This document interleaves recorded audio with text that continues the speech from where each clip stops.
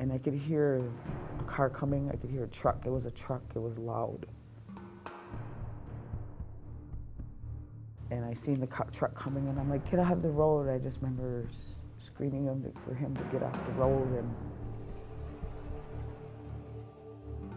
and it just hit him. No, please, please, please. 433 County, we got 2 subjects down. We need multiple ambulances. One in the ditch, one in the main road. We need multiple deputies as well. On January 11th, 2014, Georgia Kobenace's life changed forever. According to witnesses, Rick Kobenace, concerned over Ben Juarez's ability to drive, took his car keys. An altercation ensued that spilled into the traffic lanes of County Highway E in rural Polk County. At that very moment, a truck approached from the north. I just remember seeing Rick on the ground. Patrick, he told me he was gone. I got a phone call from my sister. She had said that Benjamin had gotten hit by a truck. Richard Kobenace Jr. was 41. Benjamin Robert Juarez was 27. Evidence left at the scene and witness statements indicate that after striking the pair, the truck stopped. The driver and front passenger approached before abruptly running back to their vehicle and fleeing to the south.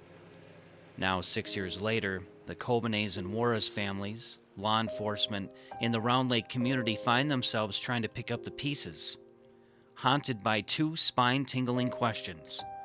Who were the subjects in the truck, and why did they leave? I did scour the scene, and we were able to locate several pieces of the vehicle, from the exterior of the vehicle. Turned out some of the pieces came from the headlight assembly, several pieces came from the grille. Called to the accident that night, asked to reconstruct the tragedy, was Polk County Captain Dale Hall. It's a scene he'll never forget. It was obvious that the truck had struck the individuals on the front to front right of the vehicle. We later learned that the vehicle parts came from a Ford.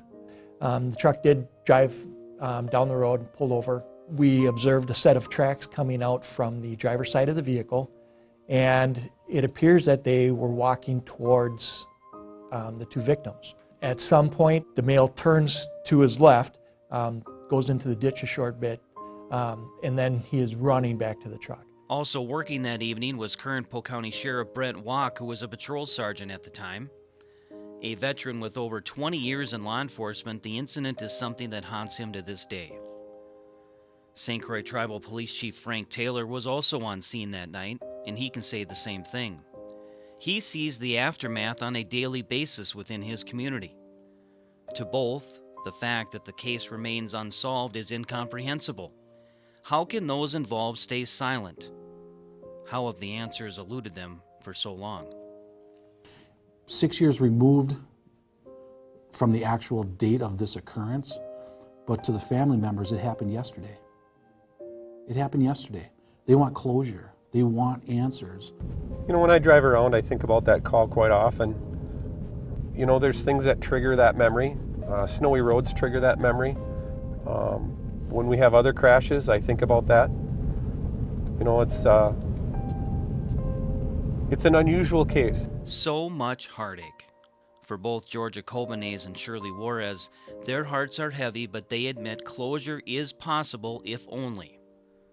If only they knew who was responsible. If only they knew why they left.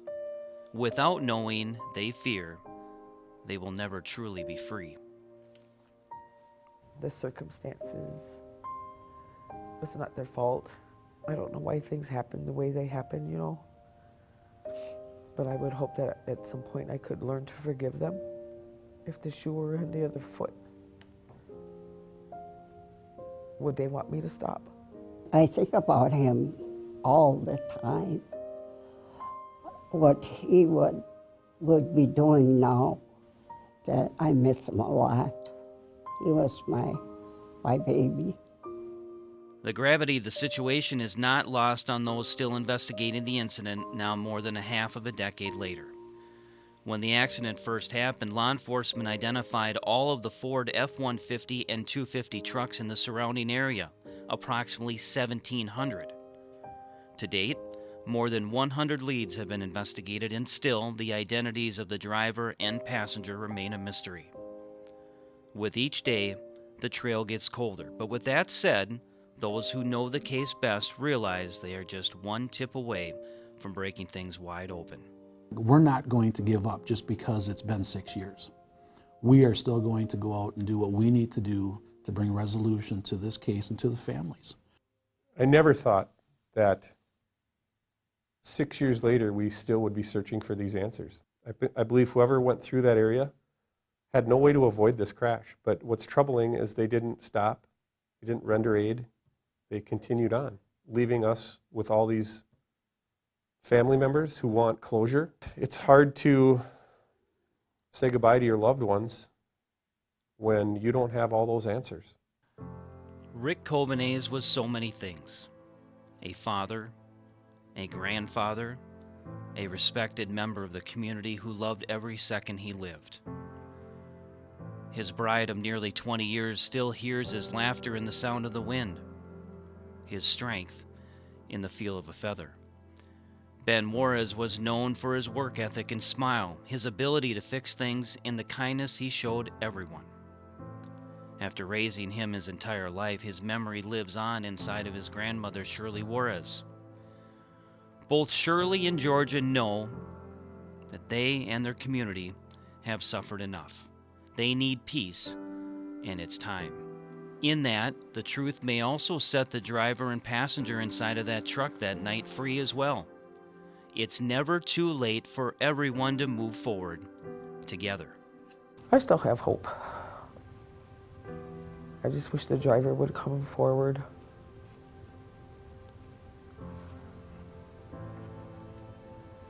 Maybe his life would change too. It's hard to forgive when you can't find somebody who you can't find out who to forgive. It hurts me a lot that they can just be out walking around or working or having fun. And my grandson is dead.